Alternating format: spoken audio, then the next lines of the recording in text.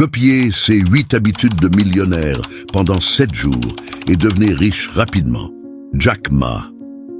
Aimeriez-vous devenir millionnaire? Si c'est le cas, cette vidéo est faite pour vous. Aujourd'hui, nous allons vous montrer les 8 habitudes des millionnaires. En adoptant au moins 3 de ces 8 habitudes, vous pourriez également devenir riche. Ces habitudes pourraient être la différence qui distingue les millionnaires de ceux qui n'ont pas d'argent du tout. Avez-vous déjà remarqué que les millionnaires ou les milliardaires du monde entier présentent des caractéristiques et des comportements très similaires? Mais qu'ont en commun ces personnes qui leur permettent d'accomplir autant? Est-il possible pour des gens ordinaires d'obtenir de tels résultats? La vérité, c'est qu'ils sont tous des gens ordinaires, et la plupart d'entre eux viennent de milieux très différents de ceux dans lesquels ils vivent aujourd'hui. Ce que nous devons faire, c'est modéliser ces comportements, les adapter à notre réalité et viser leurs résultats. Embarquez dès maintenant dans ce voyage vers l'excellence. Vous ne voudriez pas manquer ça. Alors, si vous voulez devenir riche, commentez de cette manière. Je copie les habitudes des riches. Juste en commentant, je copie les habitudes des riches, je saurai que vous êtes déterminé à atteindre tout ce que vous désirez dans votre vie. Et je vous enverrai un cœur pour vous encourager. Maintenant que vous avez commenté, continuons. Tout d'abord, j'aimerais que vous pensiez à quelque chose. Comment votre vie serait-elle différente si vous n'aviez pas abandonné ce que vous avez abandonné il y a des années? Comment votre vie serait-elle aujourd'hui? Aujourd'hui, nous allons parler des 8 choses que les personnes qui réussissent font et que les personnes qui échouent ne font pas. Je crois fermement que vous n'avez pas besoin de réinventer la roue. Vous n'avez pas besoin de créer un nouveau modèle de succès, car ce qui fonctionne a déjà été écrit. Ce dont vous avez besoin, c'est de savoir comment modéliser ceux qui ont réussi. Si quelqu'un l'a fait, vous pouvez le faire aussi. La première fois que cela m'a frappé, c'était quand j'étais plus jeune et que j'ai lu un livre intitulé « Réfléchissez et devenez riche ». J'ai réalisé que peu importe où je suis né, quelles étaient mes circonstances, ce qui compte, c'est que je mette les bonnes pièces en place pour créer la vie de richesse dont j'ai toujours rêvé. Et si je fais cela, je finirai par obtenir ce que je veux. Mais, puisque nous parlons de succès, qu'est-ce que le succès? Pour vous, le succès est quelque chose de très relatif. Cela peut signifier quelque chose de différent pour vous que pour moi. Cela peut signifier la joie, la paix, le bonheur, une grande famille, des voitures, des voyages, des vêtements, la liberté. Peu importe ce que c'est différent pour chaque personne. Mais quand je regarde tout dans la vie, je réalise que tout dans la vie a des étapes pour réussir. Avez-vous déjà imaginé dévoiler les secrets des plus grands esprits du monde sans aucun effort? Aujourd'hui, nous allons justement explorer ces secrets. Ces 8 habitudes, partagées par des personnes incroyablement prospères, pourraient être les clés qui ouvriront les portes de la richesse et du succès pour vous aussi. Alors, préparez-vous à transformer votre vie, une habitude à la fois. Cela peut sembler incroyable, mais c'est maintenant une réalité. Avec notre kit de 100 livres résumés, comprenant des audiobooks et des PDF des parties les plus précieuses, l'apprentissage est devenu plus accessible que jamais. Ne manquez pas cette opportunité. Obtenez votre kit en cliquant sur le premier lien dans la description. Le succès peut signifier beaucoup de choses différentes pour différentes personnes. Je vais maintenant vous présenter 8 éléments différents que j'ai observés chez des personnes qui ont réussi dans leur vie. Pour moi, le succès, c'est avoir une liberté maximale. La liberté de faire ce que je veux, quand je veux, avec qui je veux, sans me soucier de l'argent et sans devoir renoncer à quelque chose ou acheter quelque chose par manque de moyens. Voilà ce qu'est le succès pour moi. Et pour vous, qu'est-ce que le succès? La première chose que je trouve chez beaucoup de personnes qui réussissent, pas toutes, mais chez 80% d'entre elles, c'est l'habitude de se lever tôt. Pas juste une fois ou de temps en temps, mais de se lever tôt chaque jour, de manière constante. Ils veulent être dans une routine quotidienne. Donc, en faisant des recherches, je me suis dit, voyons à quelle heure les femmes les plus prospères se lèvent. J'étais sur le point de rencontrer des personnes comme Richard Branson, qui est multimillionnaire. Il se lève à 4 heures du matin chaque jour. Tim Cook, qui est également multimillionnaire, se lève à 4 heures du matin tous les jours.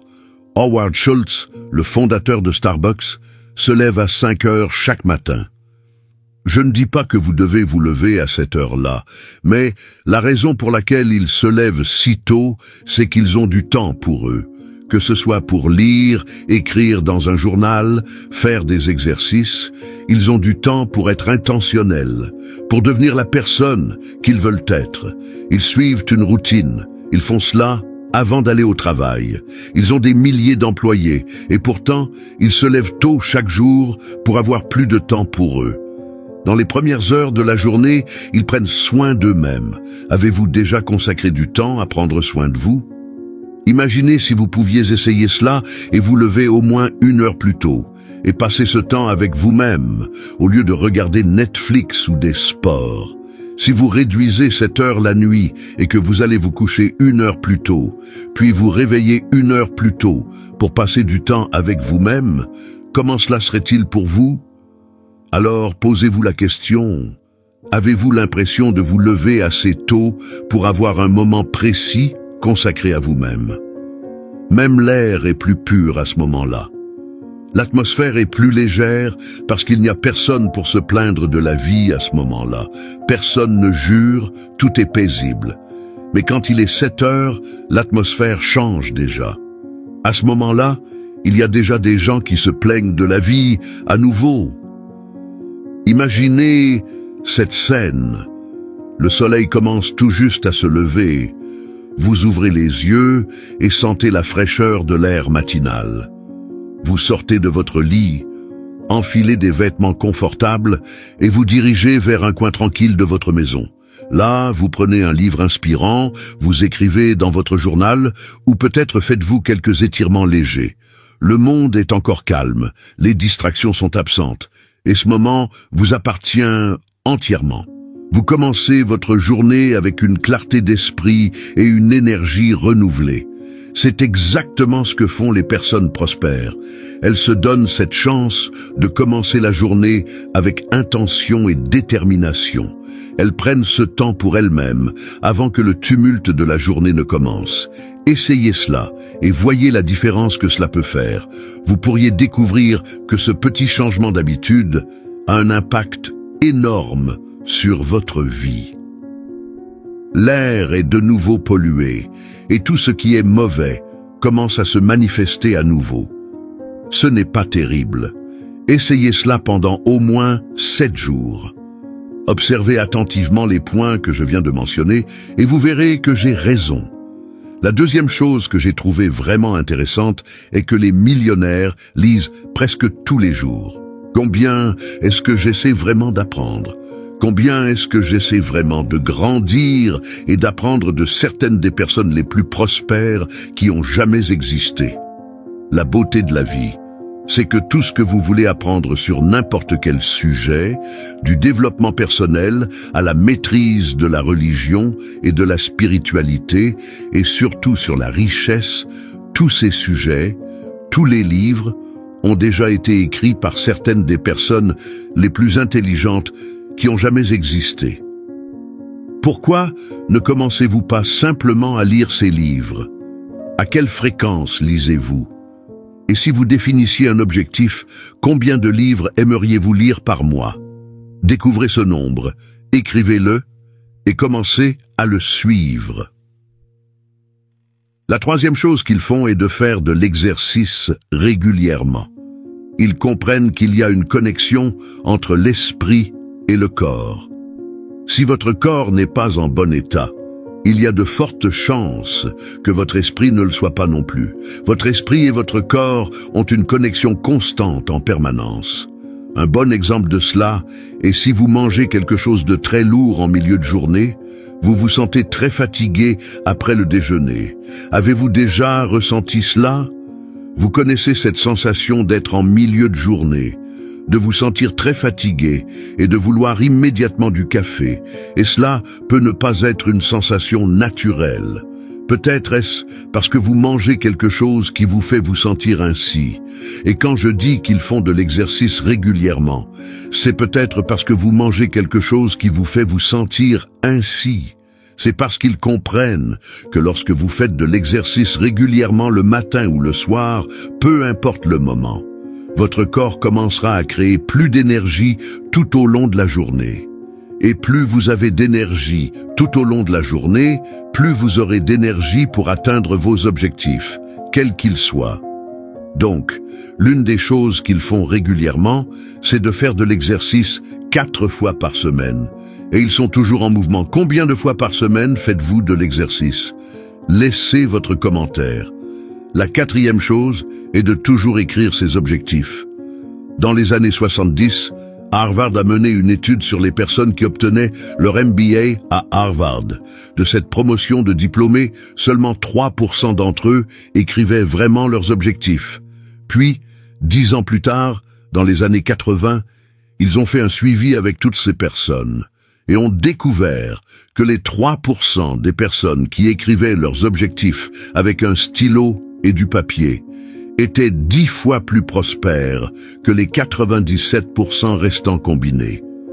Ainsi, 3% des personnes qui écrivaient leurs objectifs étaient 10 fois plus prospères que les 97% autres. La vérité est que cela devient réel lorsque vous écrivez avec un stylo et du papier. Cela devient physique dans ce monde. Cela devient quelque chose que vous voyez et sur lequel vous pouvez travailler. Et bien souvent, les gens se fixent des objectifs, mais ne les écrivent jamais. Imaginez-vous assis à votre bureau, avec un carnet et un stylo en main. Vous commencez à écrire vos rêves, vos ambitions, vos objectifs pour l'année à venir. Chaque mot que vous écrivez donne vie à vos aspirations. Vous commencez à visualiser votre succès, à ressentir l'excitation de chaque réalisation potentielle. Cet acte simple de mettre vos pensées sur papier crée un lien tangible entre vos rêves et la réalité. Vous avez maintenant un plan, quelque chose de concret à suivre. Maintenant, essayez de visualiser votre futur.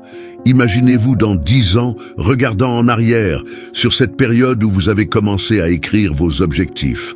Pensez à tout ce que vous aurez accompli, les sacrifices, les efforts, les moments de doute, mais surtout, les triomphes, les réussites, les moments de fierté.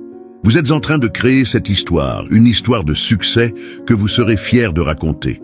N'oubliez pas, chaque grande réussite commence par une petite action. Qu'il s'agisse de se lever tôt, de lire un livre par semaine, de faire de l'exercice régulièrement ou d'écrire ses objectifs, ce sont ces habitudes qui façonnent votre avenir. Commencez dès aujourd'hui. Adoptez ces habitudes et observez comment votre vie commence à se transformer, jour après jour.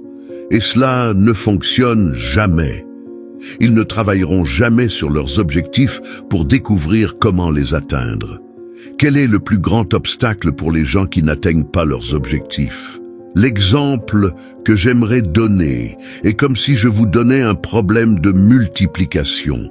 Regardez cet exemple. Savez-vous comment faire des calculs dans votre tête? 129 multiplié par 47. La plupart des personnes qui écoutent maintenant ne seraient pas capables de faire cela dans leur tête. Mais si je vous donnais un morceau de papier et un stylo et vous donnais exactement le même nombre, que feriez-vous? Vous pourriez le résoudre en multipliant ce que vous avez appris en 4e ou 3e année. Donc, lorsque vous pouvez sortir quelque chose de votre tête et le mettre sur un morceau de papier et commencer à travailler avec, cela change tout. Ce processus rend les choses difficiles beaucoup plus faciles à réaliser. Lorsque vous écrivez régulièrement vos objectifs chaque jour et travaillez avec eux de la même manière que vous construiriez un plan d'affaires, cela devient plus clair. Quand vous faites un plan d'affaires, vous ne le faites pas dans votre tête, vous écrivez tout. En pratiquant ce processus, vous commencez à avoir plus de clarté sur ce que vous voulez vraiment. Demandez-vous à quelle fréquence écrivez-vous vos objectifs. Et si ce n'est pas souvent, pourquoi ne pas commencer à le faire plus souvent? Peut-être devriez-vous simplement développer l'habitude d'écrire vos objectifs chaque jour et de travailler avec eux chaque jour, en faisant de cela une partie de votre pratique de journalisation. À partir d'aujourd'hui, je vais écrire mes objectifs. Imaginez-vous assis à une table, un stylo en main, et devant vous, un carnet ouvert. Vous commencez à écrire vos rêves, vos aspirations, vos objectifs pour l'avenir. Chaque mot que vous écrivez renforce votre détermination. Vous visualisez chaque étape que vous devez franchir, chaque obstacle que vous devez surmonter. Vous sentez cette excitation monter en vous, celle de savoir que vous transformez vos pensées en réalité tangible. Ensuite, réfléchissez à ceci. Combien de fois avez-vous entrepris quelque chose d'important sans plan? Imaginez construire une maison sans plan, sans schéma. Ce serait le chaos, n'est-ce pas? C'est exactement la même chose avec vos objectifs. Écrire vos objectifs, c'est comme dessiner les plans de votre succès. Cela vous permet de visualiser votre destination et de tracer la route pour y arriver. La cinquième chose que font les millionnaires est d'avoir des mentors. J'ai lu un article il y a des années qui disait que la personne qui devient millionnaire en moyenne a 7 mentors avant de devenir millionnaire. Donc, si vous êtes là à regarder autour de vous en pensant que vous n'avez pas de mentor, comprenez bien pourquoi c'est important. Ils peuvent raccourcir votre courbe d'apprentissage, condenser 20 ans de connaissances et d'expérience en 2 ans pour vous. C'est l'importance d'avoir un coach. Un mentor est quelqu'un qui est plus avancé dans le processus que vous, qui a déjà fait ce que vous voulez faire et qui a déjà fait les erreurs que vous feriez probablement si vous appreniez seul. Vous pouvez raccourcir votre courbe d'apprentissage, éviter leurs erreurs et en même temps voir exactement ce que vous devez faire pour atteindre vos objectifs. J'ai récemment fait la connaissance d'une amie qui dirige une entreprise dans le même secteur que le mien. Mais son entreprise génère 50 millions par an, tandis que la mienne en génère 5 millions par an. Elle a des années d'avance sur moi. Que sait-elle que je ne sais pas? Comment puis-je apprendre d'elle? Que fait-elle que je ne fais pas encore? Comment puis-je apporter la valeur qu'elle a dans son entreprise à la mienne? Comment pouvons-nous nous entraider? C'est fantastique. Lorsque vous commencez à vous adapter à cette nouvelle habitude, vous commencez à prendre un raccourci vers vos objectifs parce que vous vous connectez avec des personnes qui ont déjà les clés du succès. Imaginez cela. Vous êtes au début de votre carrière, ambitieux mais sans direction claire. Vous rencontrez un mentor, quelqu'un qui a déjà parcouru le chemin que vous aspirez à suivre. Chaque rencontre avec ce mentor est une mine d'or de connaissances et d'expérience. Vous commencez à comprendre les nuances de votre secteur, les pièges à éviter, les stratégies à adopter. Dans mon parcours, je parle souvent de 2 types de mentors, les payants et les gratuits.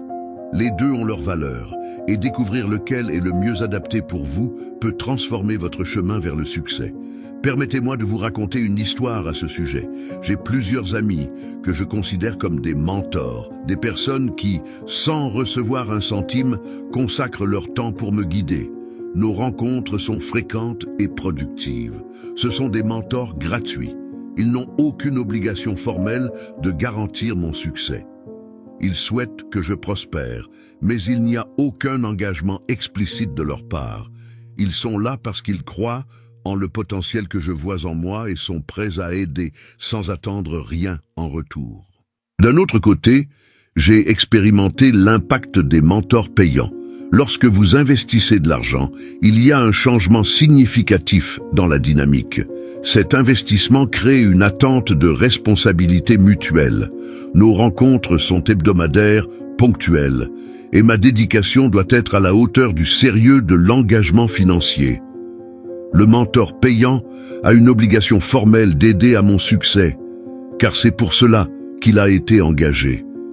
La relation devient plus structurée et professionnelle. Maintenant qu'il soit payant ou gratuit, l'essentiel est d'avoir quelqu'un qui puisse vous guider et fournir les clés pour ouvrir les portes que vous devez franchir. Cela nous amène à un 6e habit vital pour le succès, l'auto-affirmation positive. Nous naissons tous avec une inclinaison naturelle pour l'optimisme. Mais la vie a une manière de corroder cette positivité. Nous avons tous des jours où la motivation semble glisser. Comment alors cultiver une conversation interne qui nous pousse à avancer? Comment pouvons-nous construire un système d'auto-affirmation positive quand les voix internes peuvent être si cruelles? Permettez-moi de partager un exemple d'expérience qui illustre bien ce point. Imaginez un grand récipient rempli de terre. Si vous versez un verre d'eau, il ne semble rien se passer. Mais si vous laissez couler en continu l'eau d'un tuyau d'arrosage, finalement, l'eau commencera à déplacer et enlever toute la terre. Cette terre représente tous les pensées négatives que nous avons. Il ne suffit pas d'avoir des pensées positives de temps en temps. Il faut nettoyer l'esprit quotidiennement, tout comme l'eau nettoie la terre. Chaque fois que vous réalisez que vous glissez vers une mentalité négative, demandez-vous, quelle partie de moi doit être améliorée? Cultiver des pensées positives, c'est comme utiliser un tuyau d'arrosage pour garder l'esprit propre. Enfin, le 7e point est la relation avec l'échec. Pour une personne réussie, l'échec n'est qu'une étape du processus et non la fin du chemin. Le véritable échec se produit uniquement lorsque vous abandonnez complètement. Les personnes qui réussissent échouent plus souvent que vous ne pouvez l'imaginer, mais le secret est de persévérer. Le succès est simplement de durer plus longtemps que les autres dans votre domaine. La plupart des gens abandonnent en cours de route. Si vous persistez, vous acquérez les compétences et les connaissances nécessaires pour surpasser vos concurrents. Ce qui distingue les millionnaires, c'est leur détermination à ne pas laisser les échecs les empêcher de continuer. Ils restent fermes, même lorsqu'ils tombent, même lorsqu'ils affrontent des pensées négatives, même lorsqu'ils échouent. Ceux qui ne parviennent pas à atteindre le succès ont souvent peur de l'échec, ce qui les empêche de tenter quoi que ce soit. Ils ne prennent jamais de risques et finissent par échouer en raison de leur inaction. La formule secrète de l'échec est de ne rien faire. Intéressant, n'est-ce pas? Les gens ont peur de l'échec et, par conséquent, ne font rien. Et en ne faisant rien, ils finissent par échouer. Si vous êtes arrivé jusqu'ici, laissez un commentaire disant « Le secret du succès est de continuer à avancer de l'échec à l'échec sans perdre son enthousiasme ». Lorsque je verrai ce commentaire, je mettrai un petit cœur parce que je saurai que vous souhaitez vraiment réussir dans la vie. Pour continuer à améliorer votre apprentissage, je vais maintenant laisser à l'écran une vidéo qui vous guidera sur comment sortir de la pauvreté et devenir riche en quelques mois. Cliquez maintenant et commencez votre parcours. Merci d'avoir regardé jusqu'au bout. Si vous avez apprécié ces 8 habitudes de millionnaire que Jack Ma recommande pour transformer votre vie financière, ne perdez pas de temps et commencez dès aujourd'hui à les intégrer dans votre quotidien. N'oubliez pas que la richesse ne se construit pas du jour au lendemain, mais chaque petit effort compte et peut vous rapprocher de vos objectifs financiers. Si vous avez trouvé ce contenu utile, abonnez-vous à notre chaîne pour plus de conseils pratiques sur la réussite financière et le développement personnel. Laissez un commentaire ci-dessous en partageant vos réflexions et vos progrès après avoir testé ces habitudes pendant 7 jours. Je serai ravi de lire vos expériences et de répondre à vos questions. Et pour aller plus loin dans votre quête de richesse, regardez notre prochaine vidéo sur comment élaborer un plan financier efficace pour vous aider à atteindre vos objectifs. Cliquez maintenant et commencez votre voyage vers la richesse.